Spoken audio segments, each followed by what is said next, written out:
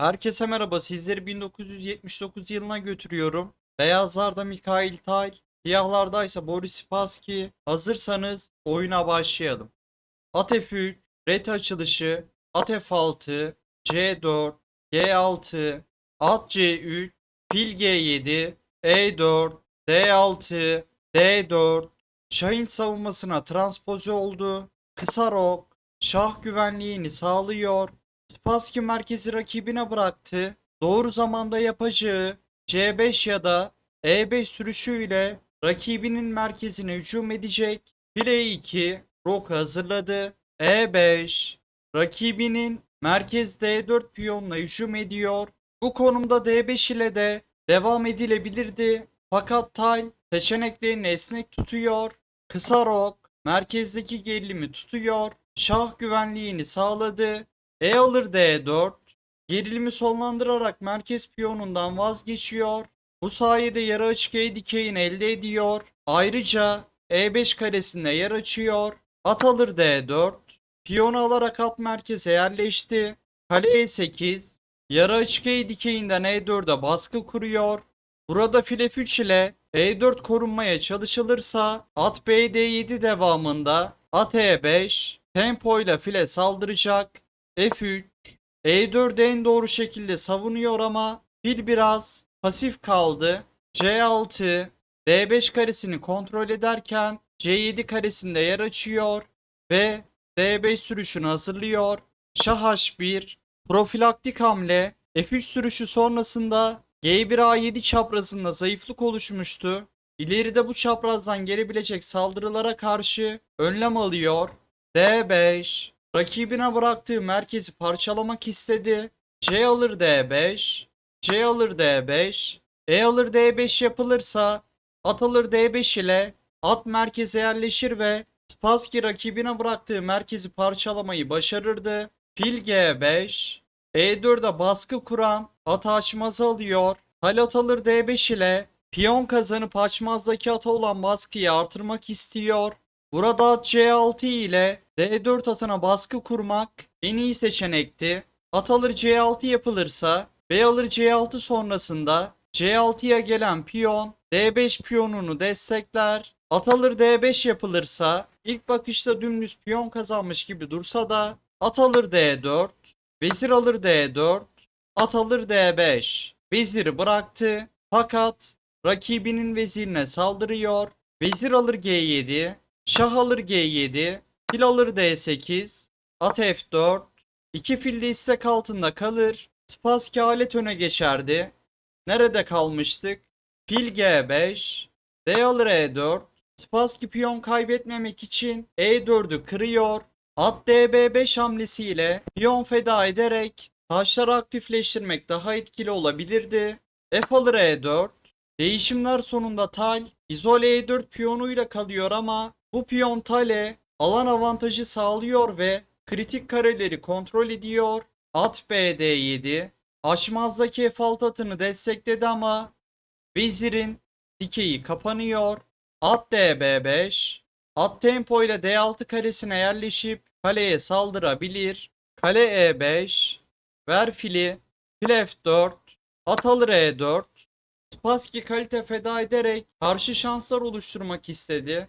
Fil alır E5, fil alır E5, at alır E4, vezir H4, ver atı, ver H2'den matı, at G3 kapatılırsa H dikeyindeki aşmaz kullanılarak fil alır G3 ile at alınabilir. H3, vezir alır E4. Konumu incelediğimizde talin kalitesine karşılık pas gibi piyon önde, vezir ve fili aktifleşti. H3 sürüşü sonrasında talin şahının etrafındaki koyu renkli kareler zayıfladı. Burada fil F3, tempo ile veziri isterse vezir F4 ile Spassky H2 karesinden mat ister. Vezir B3 çift ünlem. Fili feda ediyor. Fil alınırsa vezir alır F7. Şah H8. Vezir E8 devamında Talin kazanca giden bir saldırısı olur. At F6. Kalenin F7'ye bakışını engelliyor. Fil C4. Ver F7'yi. Vezir H4.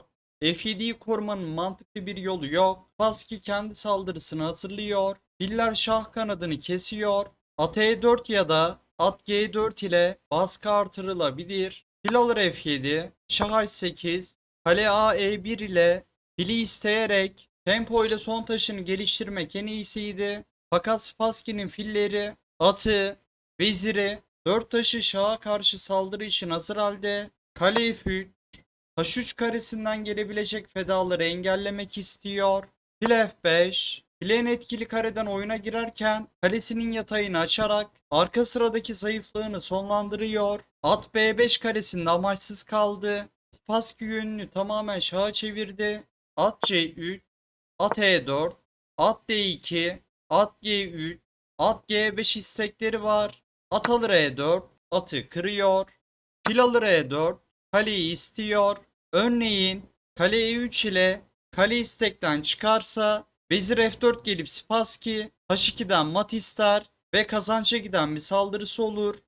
Kale F1 yapılırsa kale D8, Spassky son taşını da oyuna girer, mat ağını kurar. Artık kale F3 ile kaliteyi vererek baskıyı azaltmak için son fırsat olurdu. Örneğin burada kale AD1 yapılırsa kale alır D1, kale alır D1, vezir F2, ver G2'den matı, kale G1 ile G2'den mat tutulmak istenirse vezir F4, vezir H2, mat ister ve mata çare olmazdı. Kale D8 hamlesine geri dönelim. Kale AD1 olmuyor, o zaman kale AE1 oynasın.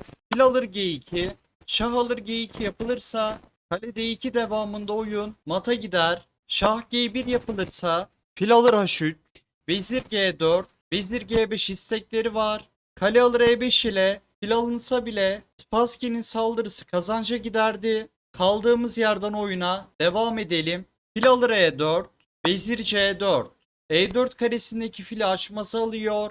Kale D8, Spassky son taşını da oyuna giriyor. Kale ikinci yataydan şaha karşı olan saldırının şiddetini artırabilir. Kale A F1, F3'teki kaleyi destekledi. Şah G7, kale ikinci yataya inmeden önce şah 8. yataydan ayrılıyor fakat G7 karesinde de güvende değil. Fil E6, kalesinin dikeyini açıyor. Kale D2, kale alır G2 fedasını hazırladı. Vezir C5, vezir F8 ile bir hamlede matı ve fili istedi. Kalenin istekleri daha hızlı geliyor. Fil alır F3, vezir alır E5, şah temposuyla fili alıyor. Şah H6'ya kaçarsa vezir E3, kaleyi kurtarmak için Spassky vezir G5 geldiğinde vezir alır F3 ile tal fili alıp alet önde kalır. Vezir F6, vezir alır F6, şah alır F6, fil G4, fili istekten çıkardı ve rakibinin açmazdaki filine baskıyı artırdı. Kale alır B2, tal kale alır F3 hamlesiyle alet öne geçiyor ve Spassky oyunu terk ediyor. Analizi beğendiyseniz videoyu beğenmeyi ve kanala abone olmayı unutmayın. Sonraki videoda görüşmek üzere.